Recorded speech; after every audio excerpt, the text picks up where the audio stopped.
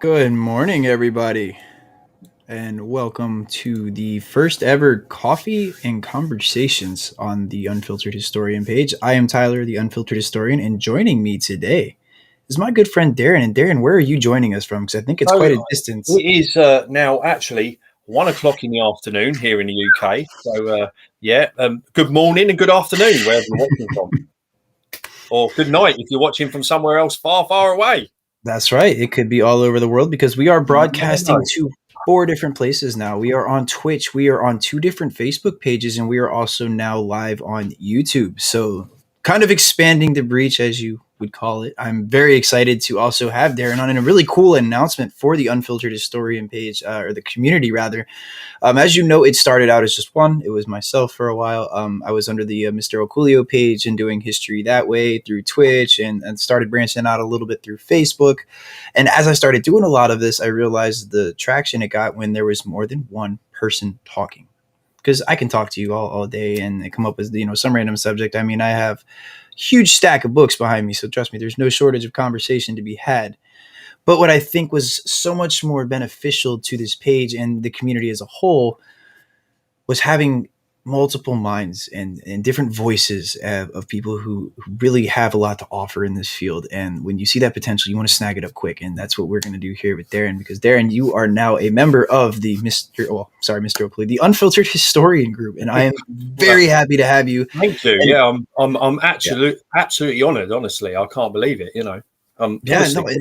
You've been integral to the creation of this page. I mean, you've been here since the very beginning of the Unfiltered Historian, and as it started, and have been, very you're commenting, your engagements on this page are absolutely welcome and wonderful, and they have been, huge into formulating kind of what we do as the group here and how we operate as, our broadcast, because we do, really focus on broadcast and production. In history, we try to make that history more accessible to you, especially in times of COVID-19 or, the struggle to travel because, economically it's not the greatest time. So it is hard to financially, stabilize and go to these places all the time. And the fact that I live so close to them and have so many good friends that are able to contribute and offer their, I don't want to say 2 cents. I want to say offer those just incredible information that they have from their study and, their labor. I think it's absolutely wonderful to, bring you aboard and have you, a part of this group and this community and offer some stuff that we may not get as, Americans over here. Because again, this isn't now just a local company to the United States. This is international. Yeah. We now have historians from different countries joining the Unfiltered Historian page. And that in itself is incredible. I mean, I'm over here just in disbelief. Like, wow. And I can tell you now, I'm going to bring you 2,000 years of history. That's what I'm talking about. On my doorstep, I've got a little place up the road called Richborough, Roman fort. And again, it's 2000. So the second invasion of Britain by, what's his name? Not Caesar, the other guy. I can't remember his name. Sorry, put me right on the spot there. Hey, that's not my cup of tea, so to speak, when it comes to history. So, but anyway, I can guarantee it's 2,000 years old, and it's where Watling Street starts. I don't know if anyone in America knows Watling Street, but that is one of the first Roman roads that literally goes all the way north through London, all the way up into I can't remember where it actually ends up, but it's called Watling Street. Yeah, so it's quite a famous road. One of the first Roman roads, the A2, really, which goes through Kent from Dover all the way to London. Wow. That's really cool. See, and that's different history, guys. We're not used to 2,000-year-old roads. Anything 2,000-year-old in the United States, let alone it be maybe native history, but still, 2,000-year-old history is pretty badass, and I'm excited to see where that's going to go. And a live walk around Dover Castle. Oh, that'd be incredible. Yes. I wish I could actually join you for something like that. Now, that would be really you interesting. Will hopefully in the future, if you're allowed to travel, obviously. But as of tomorrow, Americans are allowed to come to the UK if they want to, So Tim, welcome to the stream, man. That's another member of Unfiltered History right there, guys. So if you're in the chat, if you're joining us, thank you. Tim says hello. Was Tim the guy that joined you at Gettysburg? He was, and this is his comment here. I don't know if you can see it on the stream or not. Yeah.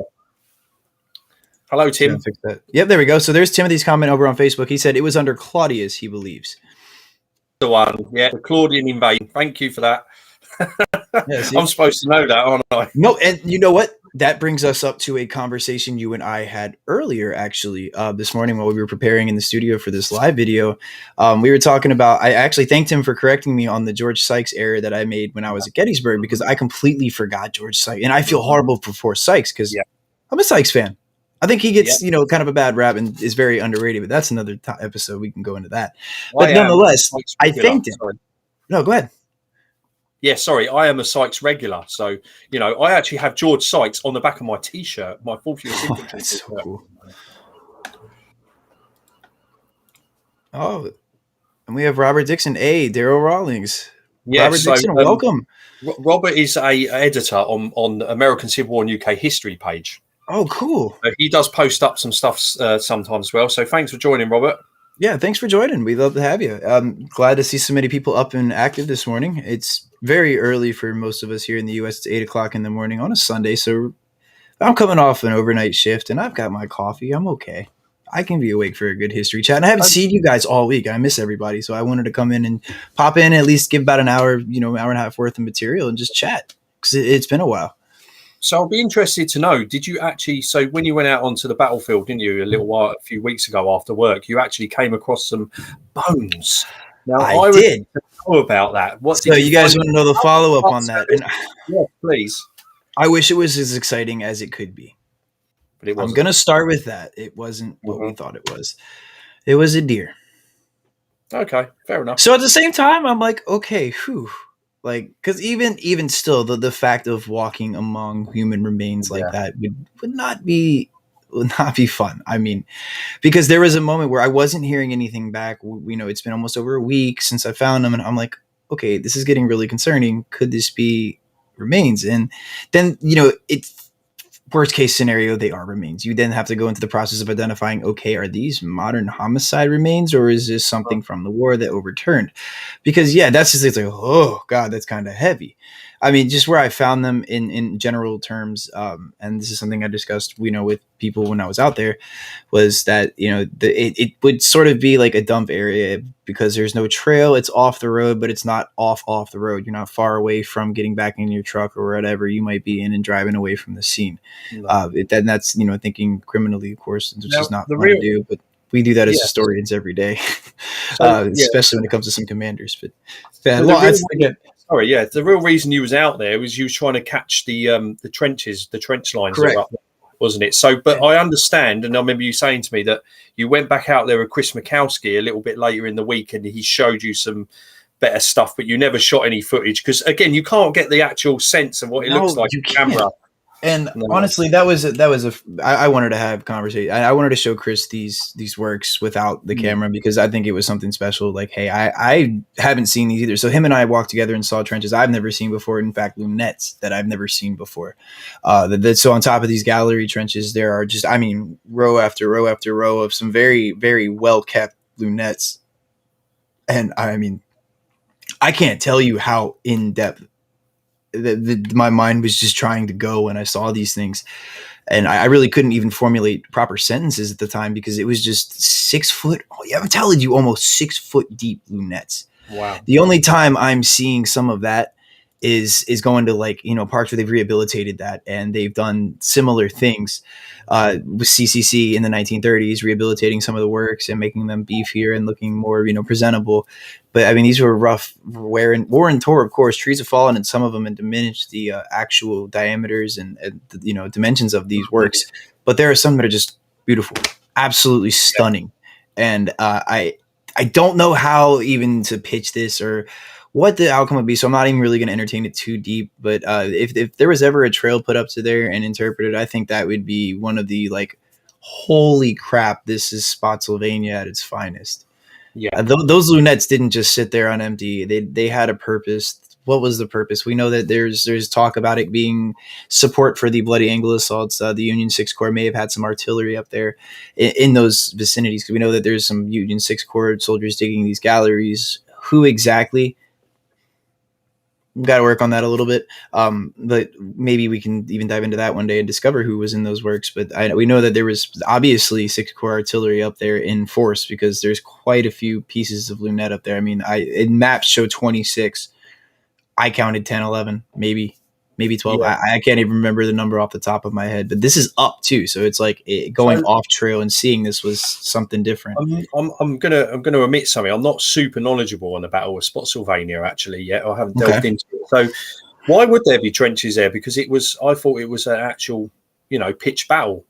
No, so Spotsylvania is a hell on earth. I mean, if you're familiar with the wilderness, and if you've ever seen do you see the trenches in the wilderness, how they did dig in? There's a point on the 6th, so the second day of battle at the wilderness, where the lines damn near replicate what you would see in World War I. All right. I mean, these things are very close. There's a no man's land, definitively a no man's land that you can see. And they're fighting in the styles that you would see later on. So this is like a predecessor to World War I. And that's a common thing that we talk about in the United States now. When we look at Grant and Lee in 1864 and the trenches that these two are fighting in. And we see that at Spotsylvania as well, because it's an emergence of trench warfare at its finest. Soldiers are now learning that the open field battles and launching these attacks, lining up and shooting at each other at close distances and maybe sometimes distant intervals, you're using deadly fire with these things. Now, it's not a culture shock, these weapons per se. The common belief has that, it's this new warfare is so deadly and shocking that there's this. I mean, that's so overdrawn. They knew what they were shooting at each other, and there were some tactics evolved around that. And I'm learning more about this as I'm studying Colonel Emory Upton, or we should say Brigadier General Emory Upton. But when I'm learning a lot about different things, so it's easier to sort of go in and dissect these attacks that you're seeing at Spotsylvania when you have some knowledge, in that regard. And what we see at Spotsylvania is, again, that emergence and the continuation of some of the similar fighting that we're seeing at the Wilderness. For example, Laurel Hill on May 8th and 9th, the trenches are dug very similar style, with Confederates on the upside of a hill with their trenches dug forward, in some places back behind the line into the woods, stretching off decent miles and connecting with other Confederate works that are eventually going to launch into the Muleshoe and all these, really large fortifications that show up at Spotsylvania. And the attacks are the same, and it's actually led by the 5th Corps. So General Warren is launching similar attacks at Spotsylvania in a field similar to Saunders Field at the Wilderness in the first 2 days of the battle, so May 5th and 6th, 1864. And we're seeing that again in Spotsylvania. So there's this trench emergence because of the need to fight in these, and the style of constant combat. That's new also. We're used to soldiers taking these, intervals in between fights, and sometimes very lengthy ones, months, even a year at a time, letting a whole season pass before you actively campaign again. They haven't had a break yet. We're looking at May 12th, 1864, 20,000 Union troops under Winfield Scott Hancock attacked this one stretch of work called the Muleshoe, which a portion of that, there's an angle that juts out. And again, when we talk about the bloody angle, we look at a common misconception of everybody encapsulating that into the Muleshoe, and just this one large assault is taking place. And this whole entire salient is the focal hand-to-hand 22 hours nonstop combat in the driving rain. No, it's just actually a very small piece of that line juts out to make what they would properly call an angle. And it sees the nastiest, most intense, and most hellish fighting seen in the Civil War. And again, 22 to some say 23, 19 hours, what have you. It still is, even in that range, is mind-boggling. And the rain doesn't help, does it? Because no. Now, I got an account from it was Jeff Sherer's book, Last Full Measure. That was going to be a topic tonight. I have 9 of so he mentions obviously the battle of that in there, and he says about the guys getting pushed down into the mud by soldiers, obviously running to the to start to fight, but these poor guys that have fallen on the ground, and some of them are still alive. They're getting pushed down into the mud and drowning, and they're going to be they are. And the mud is mixed with human gore. Okay. And then, you're getting real accounts from soldiers. Now, Jeff Shaara is a novelist, fantastic novelist too. And I did want to touch on that tonight, because I think there needs to be a revisitation when it comes to reading some stuff in the Civil War. It's not nonfiction. I think fiction's okay. But anyways, the real stuff we're seeing in Spotsylvania is very similar to what Shaara is writing about. And, there is those instances of men that are wounded, buried between 4 tiers of dead. and gurgling because they're drowning under there. They cannot move. There are 4 bodies deep stacked on top of these guys when the Union actually take the works on the 13th. Mm-hmm. And I mean, it's a hellish scene. They're pitched into these lunettes or these parapets that are built, and bodies are just having a little bit of dirt tossed on top of them, and they move on to the next. One account has one soldier only being identifiable by a band on his wristwatch and a tuft of orange hair, because he fell at a point in the angle where so many bullets passed through him that he was literally just a pile of soup. Wow. Sitting at that angle. A 22-inch oak tree in diameter. Okay, that is cut down by gunfire at Spotsylvania. Oh, it is. It is. We should definitely talk more. Yeah. Oh, it is. It's at the Smithsonian, the American Museum of History. It's Smithsonian in Washington, D.C. That is crazy. So, how thick was that tree? 22 inches in diameter. Oh, so, but you got to think the size of a bullet. Yeah. Yeah, and the bullets, I can go grab one off my shelf right now. Yeah, I've got one somewhere as well with my bullets. But I mean, to think that a tree of that magnitude is just felled by that gunfire is, again, one of those mind-boggling things that Spotsylvania has. I'm going to get a bullet right there. Holden. I can. That's a coffee sip for me right there, my friend. And this does allow me to say, if you guys are just now tuning in, we do appreciate you joining. Is one of the first coffee and conversations, unfiltered coffee and conversations that we're going to have here Sunday mornings. It seems to be an appropriate time to talk, have some coffee, and see you guys. Wanted to apologize for not popping in earlier this week. It's been very hectic with work. Quick, he's gone. But yes, so, it's from good. My bag of tricks, ladies and gentlemen, and this is when I'm doing reenacting because we get asked a lot of questions. So I always have one on me. Good. The Minet ball. So one of these tore that tree down, or not one, but many thousands. Yeah, probably thousands. Honestly, but, amazing. So I always got that on me just in case, because someone always asks that question, and I think right. So I went in the shop and I went, "Have you got any bullets?" And she went, "Yeah, there's some there," and I picked it up, and that was that. So now it lives in my wallet when I'm reenacting. That's smart. I like that. So I need to answer a question actually to Tim because he asked about Hastings. There is something in the planning for Battle of Hastings. So I'm working with that with one of my. That's exciting. Yeah, because you have some of the the ability to do some of the Great War stuff for us, and I think that would be something I'd really like to see from you if you can help with that, because I'm a huge World War I guy myself. I think I'm going to use my time with you guys on the Unfiltered Historian to talk about the unfiltered side of it, because there has been a debate for a long time whether Battle Abbey, which was built by William after the battle, whether that is actually the site of the Battle of Hastings. And this has been debated by every historian for generations. And the thing is, history is written by the winners. So William the Conqueror writes the history, he builds his abbey, but did Harold die with an arrow in his eye? If you know the story, the tapestry that I'm going to mention, there's a famous tapestry, and I can't remember the name of it, but I was having this deep discussion at the last reenactment I was at with my friend, and it wasn't actually made till about 100 years afterwards. So did he get shot in the eye? Nobody actually knows, on the spot at the Battle of Hastings, it says this is where Harold fell. Now, I've also read accounts and watched things that say a death squad was sent out to kill him on the battlefield. And it's all interesting stuff, but if I go to the English Heritage site, I can't stand there and say the Battle of Hastings never happened here, because they'll kick me out. Right. And he says Frenchy propaganda. Yes. Norman French Viking propaganda. There you go. Now, Darren. Oh, we have Todd Rhodes joining in saying hello from South Carolina. Oh, I bet you're having better weather than we are today. Good morning from the UK. Good morning from Virginia. Or afternoon, sorry. The afternoon, morning, day, night. I can't tell you this morning. To be honest, how many people I said have a good night. Well, mate, and I don't know whether I'm coming and going sometimes. So I know how you feel. That's what I've learned. I'm like, hey, I don't care what time it is. If I got to lay my head to sleep, I got to lay my head to sleep. I got to go to work. Got to go to work. If I got to put a live video out. One thing I would like to chat to you about is poor old Ambrose Burnside, because he does get the crappy end of the stick. Yes, he does. So I we want like to go him. I like Burnside the guy. conversation, eh? Yes, he's not an army commander, but he's a good commander of a corps. He's got 90-degree weather, sunny and hot. I might be a little jealous, my friend. That sounds wonderful. Wow, yeah.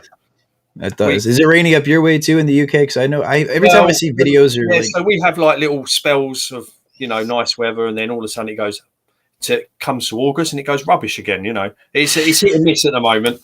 Hit and miss. Heard that. And it's been about 19 degrees Celsius, so it's not great. So no, that's not bad at all either.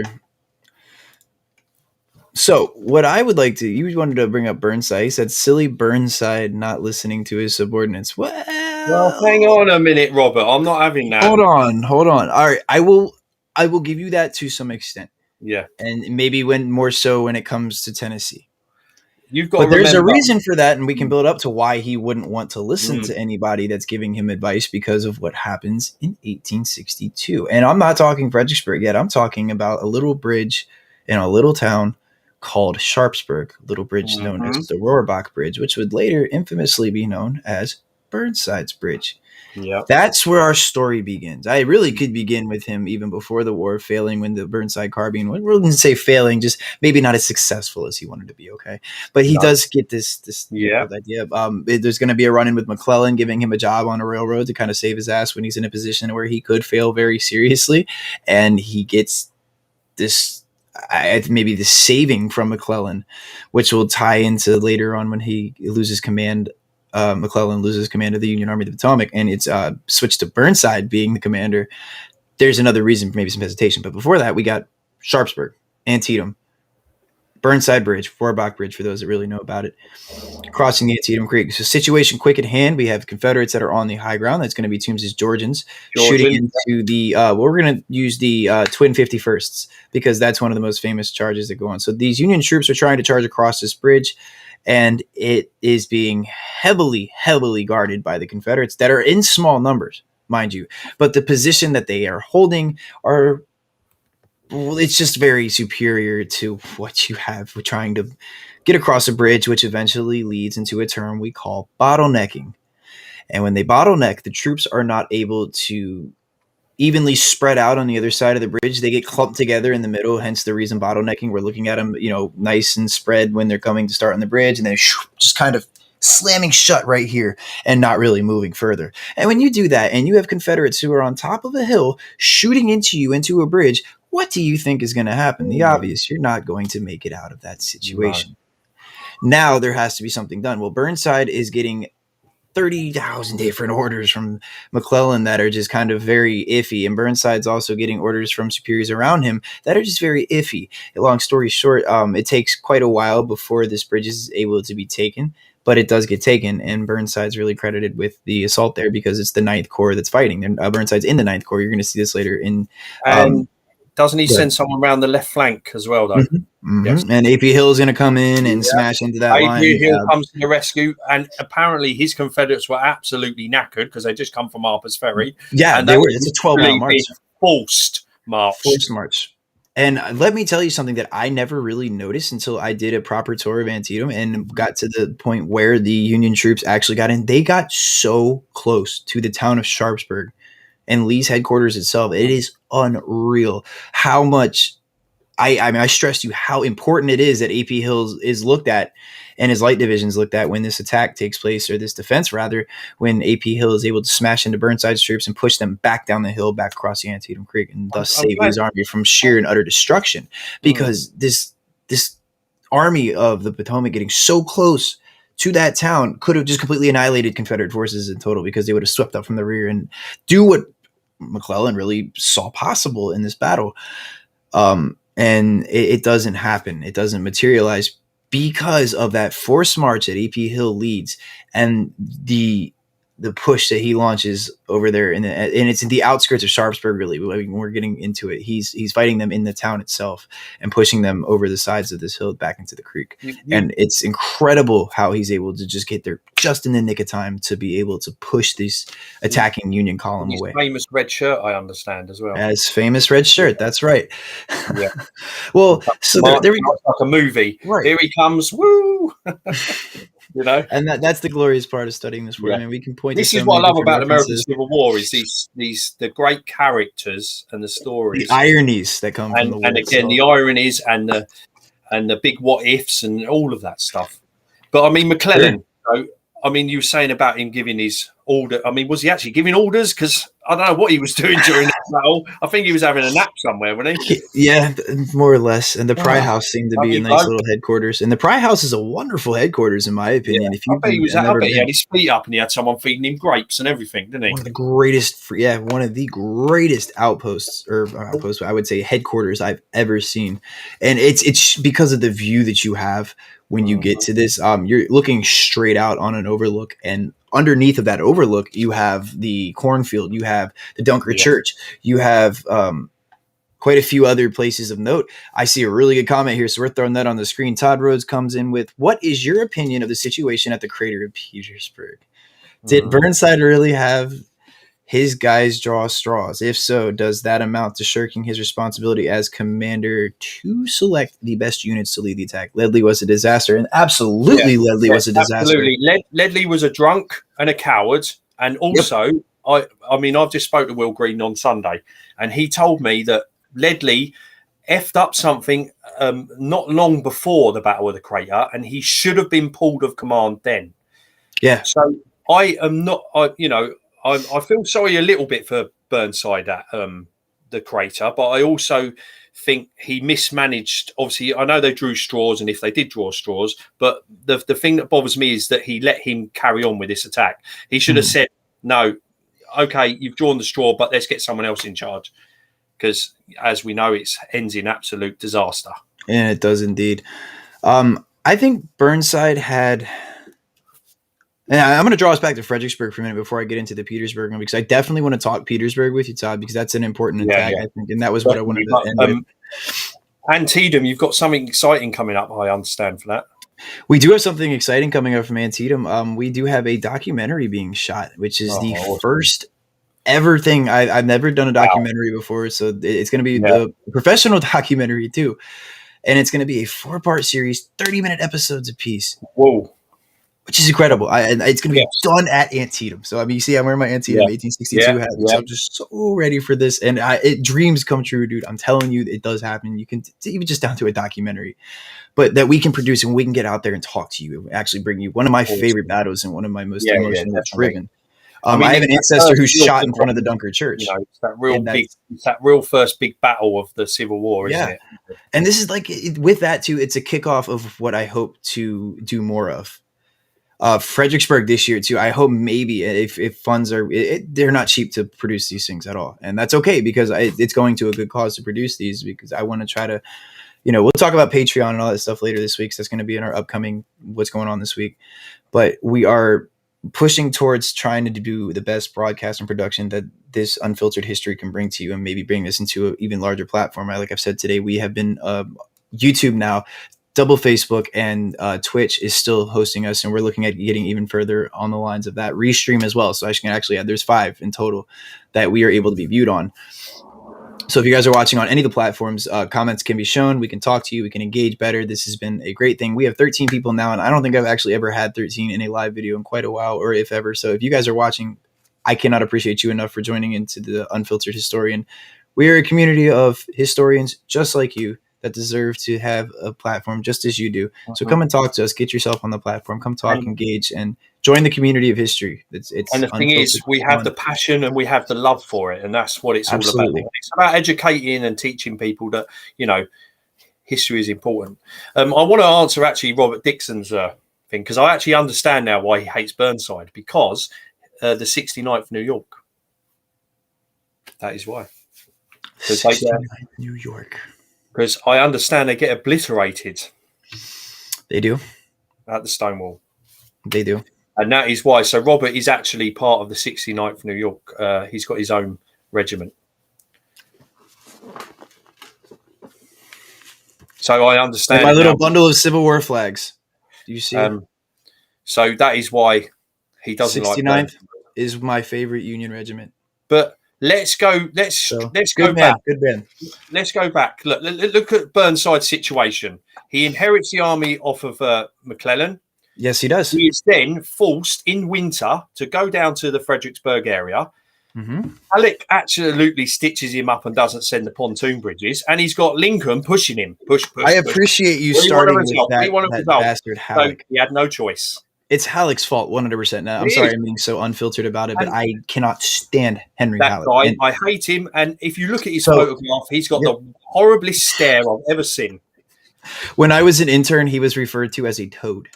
Like a frog. Yeah, there you go. He does. So, he looks like a frog. I mean, that's just it.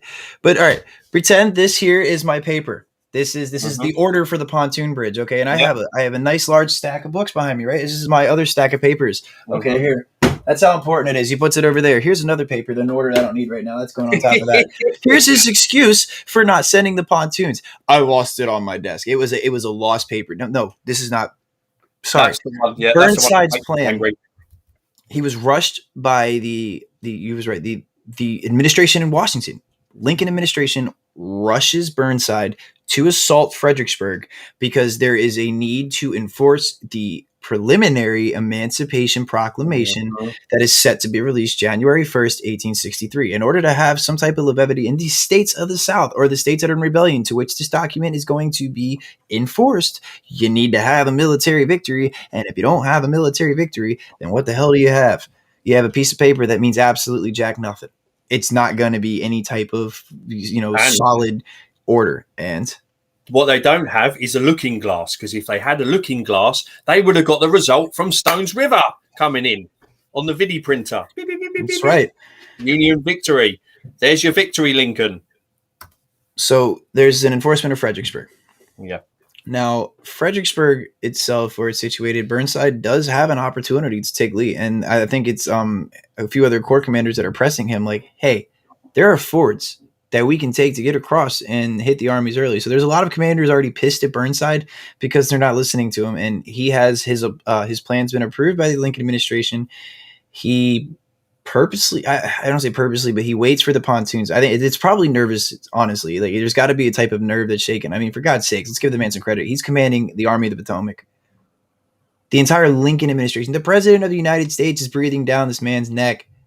We don't stop and think about these factors that make or break decisions these commanders make. For God's sakes, this guy's under a lot of pressure.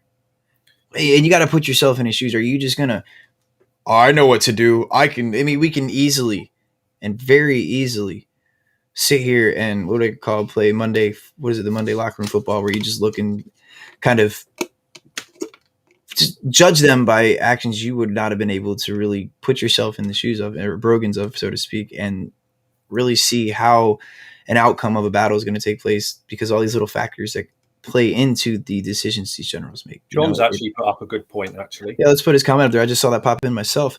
He says, don't forget that McClellan put an order for pontoons to Falmouth on November 7th. Yes, sir. Then Burnside put orders in for them to go to the same place on November 9th. 2 orders with the exact same instructions by 2 commanders, and nothing. Not Burnside's fault. I like that. Yeah, and that's what we're saying. I'm a defender of Burnside too, man. I am. It's a new thing, and it needs to be defended more. And come on, guys. If it wasn't for Burnside, you wouldn't have mutton chops and you wouldn't have sideburn. That's right. What a piece of facial hair. Come on, man. That was amazing. I have the facial hair, man.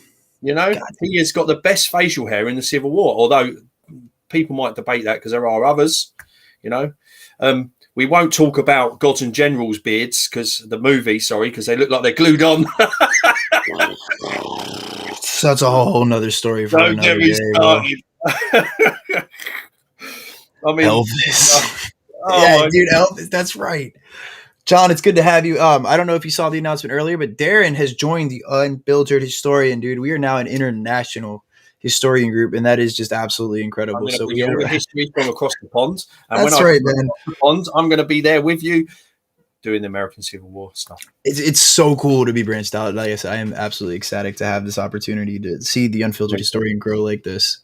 Robert Dixon is back with some more comments. I've loved to see his engagements today. He says, true, but his dithering and reckless orders cause chaos on the field. If they focused more on pushing the Reb lines, they would have won that day, or at least caused a breach. But they did cause a breach. They caused a breach on the left Grand Division by George Meade. Right, but Prospect Hill. Backed up by Bernie, or whatever his name is. Yeah, that's where you get the saying from. The rocks crept, because he went back there himself the third time and said, "You will move your men now, because we are gonna." And then, of course, Jackson plugs the hole. Yeah, and that's the thing. It's called Jackson's Twilight Assault. Yeah. He goes back the counterattack and Prospect Hill. And now Prospect Hill is some damn good ground too to defend. There's a railroad fight that takes place with some Tennesseans. We have a welcome from Todd Rhodes, and John Roos says it took too long for him to join. I agree with that. Should have been offered a long time ago. I just thought, like, we got to branch out. Really, guys, honestly, I can't thank you enough. I have met so many nice people, and I'm so glad that we're in this age of social media and being able to connect to people from across the pond or from wherever. Well, because before this wouldn't be happening. If you go back 10 years ago, probably it was on the cusp. But you know what I mean. It's just so great to be able to connect with all you guys as well. I know, and like I said, it's an incredible experience to have this and just see this community grow the way it has, and you guys are integral to it. So, anytime. We got John Roos back. I love, man. John Roos is going to kill this battle. I'm telling you. Bernie wouldn't help. No one could find worthless Reynolds to give. He calls. Damn, shots fired. Shots fired. I'm gonna have to comment on that one. Yeah, that's right. Reynolds was over that area as well, wasn't he? Yeah. In that area. On the left side.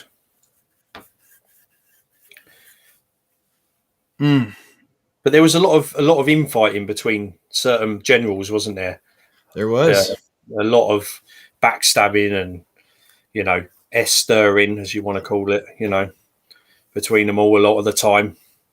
Yeah, and I guess that plays into Burnside at Fredericksburg too. So by the time the pontoons arrive, they're all stabbing him in the back as well, I expect, because they all probably don't like the fact that he's actually in command, probably. Right. And so they're probably not doing their orders properly either. So if he's telling them to do something, they're probably going, we'll take our time, But at the same time, what they probably didn't realise is they're costing people's lives, I don't understand that. But, I mean, we wasn't there, so we can't really jump into their mindset. But actually, Robert, I would disagree with that. I feel like there's a few commanders that were damned if they got command, but they were no. He did not want to lead that army. I can tell you now. He's a reluctant man. He was not capable, and he said, "I don't want to do this," But he took it because what would you do? What would you do in that situation?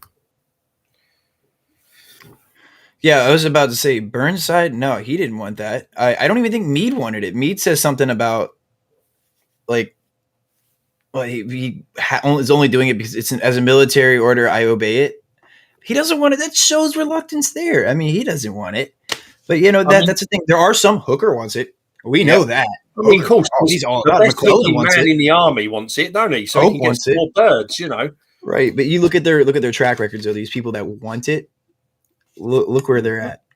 Exactly. Look what they do on the battlefield. Now, that brings me to George Meade's story, because obviously we've just, a month ago we had Gettysburg, didn't we? I love the story of how George Meade receives his command. So that comment, people will probably know. Yeah. Oh yeah. Yeah.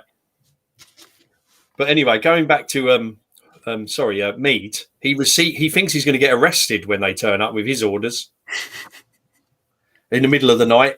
3 days before Gettysburg, I understand.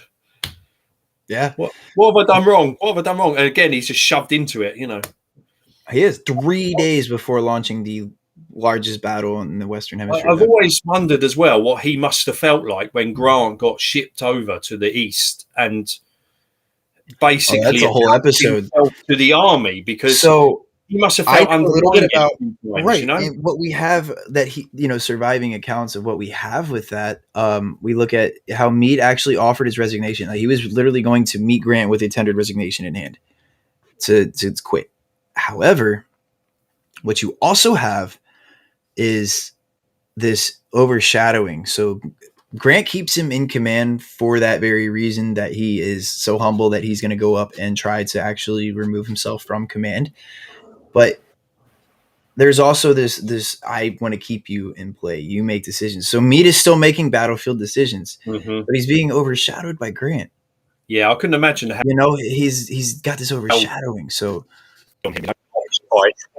the best general to ever, in my opinion, in the world ever, and I might get some criticism here, but I'm a Grant fanboy. Sorry, I am. He got the job done. He's not gonna retreat over the river. He's going to carry on, because that's Grant, the dogged determination to win that war. But anyway, absolutely. And he instills that in Sherman as well. Well, sort of. No, it's awesome. And Sorry I think, if there's Southerners that got offended by that. I apologize. Yours was the Irish Brigade. And that's awesome. Like I said, I have my 69th flag sitting over here too. Irish Brigade are my boys. I love them to death. And that's one thing about living in Fredericksburg, it's kind of hard not to admire and just have a little tear shed for us, those damn Irish Brigade boys. Put our sprigs of boxwood in our hat. Man, I have boxwood plants outside my childhood home, like 8 or 9 freaking plants sitting outside. Boxwood's important. Irish are important. One of my favorite stories of Fredericksburg is obviously Kirkland. The guy he has Richard Kirkland. Richard Kirkland, what a guy. And if he even did it, over the wall with the canteens, and he starts giving the guys water. And he doesn't do it. Does he not? I'm going to dispute that. No. Okay, fair enough. Well, okay. Maybe he does. Maybe he does. And I wrote about this actually on my personal page. So I think he's a poster child. Okay. So I shouldn't sit here and say, no, he doesn't do it. Maybe he does. To the magnitude that we have it today, no.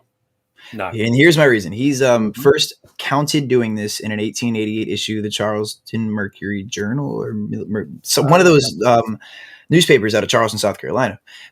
Kershaw, his commander, is the one writing about this. We don't have really any other Richard Kirkland writings at that point. But we do have our other writings about other soldiers, one from Georgia. We have some accounts saying it was a Union soldier dressed as a woman. Now, what I like to think is that it was all of that. Yeah. It wasn't just Kirkland jumping over the wall. It wasn't just that Georgian jumping over the wall. And it wasn't just that Union soldier dressed as a woman. Hell, it may have been even Martha Stevens. It could be a number of people. What I think it was that act happened. The act of putting the bullets down for a minute, putting the rifles down and jumping over and helping the enemy. I think that happened. Do I think it's as glorious and as refutable as it is today? Do you know what? I think it's so minuscule in the term. Can of worms. I'm not going to lie. Robert Dixon saying about it like that before. I kind of agree with him. I hate to be that guy, but I do think it's rebel propaganda. I think and maybe a little bit of lost cause propaganda. 100%. And I hate having to be the man to say this, but I think what it is an attempt to humanize the vileness of the slave-holding nation. And I think it's a good story. It's heartwarming, but that's exactly what it's supposed to do. And it's coming out in the height of the Lost Cause era by some of its champions. Yeah, like it's coming out from that. So you're like, what am I gathering from this is that even myself, I've been duped, man. I love this story. I cried at the Angel of Marie's Heights, all that stuff. No, it's rebel propaganda. And the thing is, Kirkland dies at Stone's Chickamauga. Yeah. So he doesn't actually get probably to write about it anyway. So no, he dies at Horseshoe Ridge, I believe. It's up on that in the Snodgrass Hill. Snodgrass Hill. Excuse me. That's right. Yeah. I actually went to see this like that. This is what I like about the unfiltered historian is people with these. I lost you, Van Pelt. I'm sorry, man. If I lost you, that's understandable. But like I said, to me, I think it could be because we used to look at it as this this grand loving story, but we don't. Kirkland's not as popular. I mean, maybe it's popular, but it's not really there, man. Like I haven't been able to corroborate. And like I said, I wrote on it a little bit. So if you disagree, that's perfectly fine. We're allowed to do that. And I'd love to hear your input on it too, if you have it. If you don't care and if it's offended you that much, you want to go, that's fine too. I'm not going to, I'm not hurt by that. But I do think if you don't agree and I lost you on that, talk to me about it. I want to hear what you have to say. I would love to hear and debate about it. That's the fun part about history. But at the same time, not everybody is for that. And that's okay. Bye, Robert. Bye, Robert. Have a good one, bud. Yeah. Now we have Todd saying, I think Grant had pegged Burnside and Halleck as poor commanders shortly after taking overall command. Grant relieved Burnside as soon as the 1864 election and pushed Halleck into a chief of staff position and out of combat related.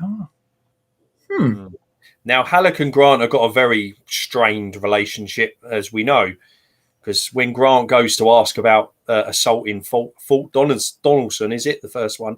He doesn't like he keeps him out in the corridor or something, doesn't he, at first? And he doesn't really want to entertain the idea. And he doesn't like the fact that Grant actually takes both of those forts, does he, in the early part of the war? And then when he doesn't like Shiloh either. He comes along, pushes him aside, doesn't he, for a bit, you know? So, yeah, again, Halleck, can't stand the guy. Sorry. And like I said, I've seen, and I'd like to kind of blame Halleck a lot, but I do see him really behind some of the foul ups of the Army. And I do not think that Halleck, being as pressure ridden as he is, helps any commander that he's really facing there. I mean, that's I think is indicative of what Grant thought of both Burnside and Halleck. Yeah, absolutely. Again, Halleck, look how he treats Grant earlier in the war. I know, it's not good. I don't No, like not at all. So when Grant has a position that's more superior to his, imagine that interaction, how tense and terse that can be. Grant is the only guy that's actually doing anything to try and win the war. You know, he's the only person that's actually managing to accomplish anything.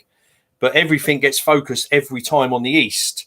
Yeah. You know, and the West gets forgotten about a little bit. And I know you're obviously a Fredericksburg guy, you know, and Virginia, but the West is forgotten about, in my opinion. Oh, it is. No, it absolutely is. It needs the microscope put back on it and I think it has. I think it is coming back, you know. I mean, the Vicksburg campaign, you know, it's amazing, you know, that he to cut his lines and just go off the way he does, and to run the batteries at Vicksburg is one of the best things that ever, or one of the most genius things anyone's ever thought of in the Civil War, you know. And now he brings a good point here too. He says the slaveholding South. Well, you have to understand too. You know, I'm not sitting here putting my feelings in. They were slave. It's pure fact. We can't if ands or buts about it. That's just the straight up how the history works. I didn't write it. It's not my place. I'm just reading you what we know here in Virginia. I live in Spotsylvania County. It's one of the largest slaveholding places in this area, and I'm telling you, for the most part, like, you ever seen Roots? You've ever seen anything like that? That's right here. And the reason I say I'm duped, I never noticed the significance of that and the reasoning behind a lot of these people here. And again, I let them tell you their story. This isn't really my words, but there is a pointing to the slaveholding South when I say that, because that's really kind of what these stories are put out to do. You know, when we look at Jubal Early and we look at, of course, everybody brings in, but there's a reason that we point to Jubal Early, these stories that come out, because there's a recognition amongst themselves. No, and I admit that. I do admit that. And maybe I should have worded it better, because you're right on that. Not all CSA soldiers were slaveholders. Not at all. My great-great-granddad wasn't. Half of them couldn't even afford one. Right, yeah. So that absolutely right. When I mean that, I'm talking as a whole, as a cause for these stories. Okay, these are the people. When I say that, I'm talking about these rich commanders. Yeah, and that, that's the sad thing is, and then Robert is here the same way. In Virginia, I was taught the same thing. Happy slave narrative, all this bull crap that I was taught in school that is absolutely false. But you look at, when I was saying that these stories are coming out as the lost cause starts to really take just complete off. And it's enthralled a lot of the people in the South, and it gives them a reason to put away the stain of slavery and say, well, here's states' rights, but that's where it comes into play. So these stories start really coming out in the 1880s, because it's another way to try to humanize the evils of what was fought for at one point. You know what I mean? So, like I said, I don't look at every individual Confederate and say, this guy was a slave owner, this guy sucked, this guy was this guy fought for this, because you can't do that. We're not there. But if we look at the country as a whole, and we look at the war as a whole, and the cause and the facts and the fights and the ignitions and blah, yada, yada, we can pinpoint it pretty very easily. And then again, when it comes to these stories that are coming out, these embellishments or these very humanized stories that are only now becoming relevant in the 1880s, coincidentally, right in conjunction, written by Lost Cause newspapers that are noted to put crap out like this, there it is. It's popping up right in front of their faces in the 1880s. And I believe it's even 1887 to be exact when that comes out. And the Charleston Mercury is known for that tremendously. It's one of the main Lost Cause papers and publishers out there. And again, I'm not attacking the Confederacy. I don't want you to think that that's I'm right down the middle. I might have a Union cap on, and I do reenact Union, but when it comes to 12th Virginia Infantry, when it comes to Civil War, I'm right down the middle, because I love everything about it. Obviously, I don't love that part of that stain on history, but what I'm saying is, I love the history of it all. Yeah, and I'm the same way. And I won't bash anyone. I won't bash any of it. Because at the end of the day, it's the history. it's interesting, and it's important to learn about it, really. But the lost cause is part of that history. I agree. Well, I think this is going to bring it to a close today. I have some errands to run this morning, which are going to be fun. But I wanted to make sure, I haven't been able to touch base with you guys in a while. And yeah, I like to think that, all these conversations are good. And history is history. Slavery was not a stain. It was in every country in the world at some point, and sadly still in parts of the world today. Yeah, it is sadly a part of everything today, too. Yeah, history is not pretty. It's horrific. And that, I think both you, Greg, and Robert bring great valid points to this, and I love the discussion. I want to bring up one valid point that was made by Gallagher. What's his name? Gary Gallagher? Gary Gallagher. He said, sometimes history is uncomfortable. And that's it. That's all he said. And it is. You got to embrace that uncomfort. You got to find your way to accept that uncomfort. And that's what I've had to do. Yeah. There's so much shattering things that I grew up believing that are now just not even a part of my thought process anymore. And it does suck because it breaks the traditional mold, but that's okay. That's what history is for. Exactly. And that's what we are. You got me back. No, there's no getting you back, Greg. We love you, man. Like I said, I love having the conversation. That's what we're here for. If you disagree, hey, shout it to the world and let's talk about it, man. There's no reason to ever get upset and fight with each other. That's the sad thing about a lot of people can't do that today, man. And the fact that you guys can, that's what this is for. And yeah, no, Todd, thank you for joining. Like, again, you guys are absolutely instrumental for this stuff. Like, we love it. We love having you guys. This is great. Greg, I hope you do it as well. I hope you do join us again. Yeah, no, he said he would. He said that you got we're not here to offend people. We're just, we just want to talk. And sometimes it might be candidly, and people won't agree with it, But unfortunately, it is a touchy subject, isn't it, at the moment as well? So, but that's what the unfiltered history is for. Let's talk about it. We have a place. No one's gonna, look down on you. No one's gonna say anything bad to you. No one's ever gonna make fun of you for your views. If you have something we like to discuss, find out why and share our views on it. It's awesome. It's a great thing, and I think all of you guys that are watching have one of the most wonderful mindsets because that's what we've seen here, and I think we got something good, and I love it. I'm going to bring more of it. I need to go get more coffee. I need to get some errands done, guys. Anyway, I just want to say one more thing before you sign up, Tyler. Is I was involved in something very exciting in London on Friday, which was a dedication to a Civil War veteran. I'm currently editing a video together, which Chris Mikowski is going to put on the Emerging Civil War website. Or on their YouTube page. So keep watching this space. I'm going to try and get it finished as soon as possible because obviously it is the Emerging Civil War Symposium on Friday. Yep. And I was supposed to be there, but because of the Joe Biden not opening the bloody border because he's scared of us bringing COVID back into America, I can't make it. So unfortunately, anyone that's attending the symposium, sorry I couldn't meet you, but I'm hoping to be there in October. All right, man. Well, I hope to see you in October as well. Hopefully everybody will open up this stuff so you can get over here and see us because we definitely want to have you here. Guys, again, thank you all so much. We are very excited to be doing this more often, and we will see you later this week.